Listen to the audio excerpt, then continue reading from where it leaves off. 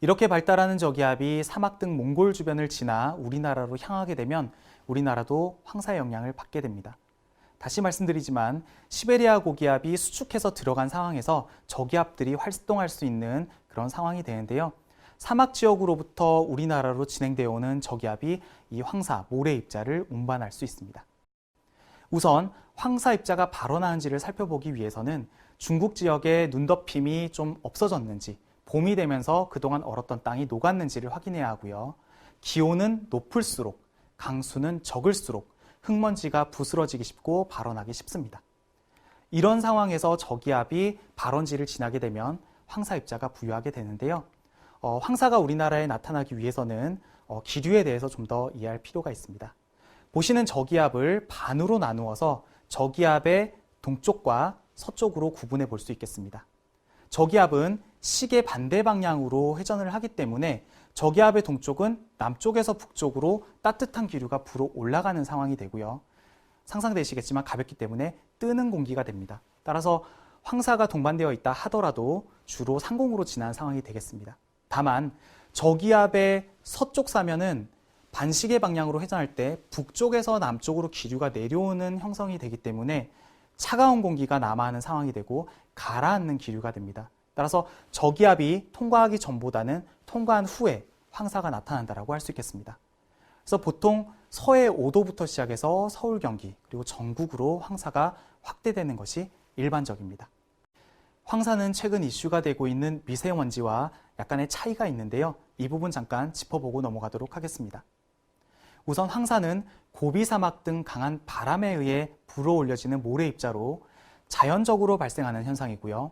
대부분 흙먼지 입자로 직경이 10마이크로미터 정도의 입자 크기가 상대적으로 큰 반면 초미세먼지는 공장, 자동차 등 화석 연료의 연소로 인해 인위적으로 발생하는 가스상, 화학상 오염물질로 직경이 2.5마이크로미터 이하로 황사에 비해 매우 작은 특징을 보입니다.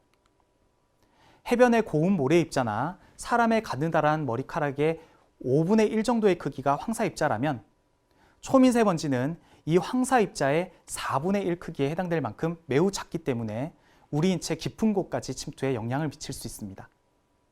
체내 흡수 가능한 먼지 크기를 고려했을 때 10마이크로미터 내외의 황사의 경우 주로 호흡기에만 영향을 주는 데다 성분도 흙 입자인 반면 2.5마이크로미터보다 작은 초미세먼지의 경우에는 폐까지 침투하는 데다 성분도 화학 오염물질이 많아 각종 질병의 원인이 될 수 있습니다. 눈에는 결막염과 각막염, 코에는 비염, 기관지에는 기관지염과 천식, 폐포 손상까지 유발할 수 있으며 체내에서 이동하여 뇌까지 영향을 줄 수 있다는 연구 결과도 나와 있습니다. 외부 노출 시 직접 맞닿게 되는 피부의 경우 염증을 유발할 수 있는 부분은 말씀드리지 않아도 아실 수 있을 것입니다. 이러한 영향을 최소화하기 위해서는 노약자의 경우 외출을 되도록 자제하되 외출 시에는 미세먼지를 막아줄 수 있는 마스크를 착용하고 노폐물 배출과 체내 대사를 활발히 해주는 물을 충분히 마셔야 하고요. 초미세먼지의 주성분인 중금속의 체내 축적을 예방하고 빨리 배출하는 데 도움을 주는 미역, 과일, 채소 등을 자주 섭취하고 비타민C 역시 충분히 섭취해주면 많은 도움이 된다고 합니다. 굳이 미세먼지 때문이 아니더라도 먹으면 몸에 좋은 음식들이니까 평소 자주 드시면 도움이 될 것 같습니다. 황사와 미세먼지는 입자 특성이 다르기 때문에 관측에서도 다른 특징을 보이는데요. 입자 계수기를 통해 10마이크로미터, 2.5마이크로미터, 1마이크로미터의 먼지 입자들을 각각 카운팅해 보면 황사의 경우 2.5에 비해 10마이크로미터의 농도가 압도적으로 높게 나타나게 되는데요. 그래프상으로 나타내 보면 시간의 흐름에 따라 입자의 크기를 의미하는 세로축에 있어서 입자의 크기가 다소 큰 쪽으로 농도가 높게 빨갛게 나타나게 됩니다.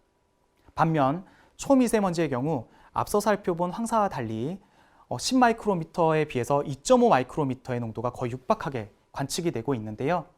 그래프에서도 입자의 크기를 나타내는 세로축 중에서 매우 작은 1마이크로미터 미만의 낮은 쪽으로 농도가 높고 빨갛게 관측되어지는 것이 특징입니다.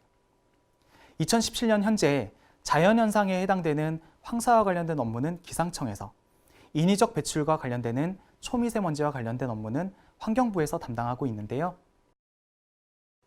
각 지역별 실시간 황사 관측 자료는 기상청 홈페이지를 통해서 보실 수 있고 PM2.5의 초미세먼지 농도는 환경부 산하 한국환경공단에서 운영하는 홈페이지 에어코리아에서 확인하실 수 있습니다.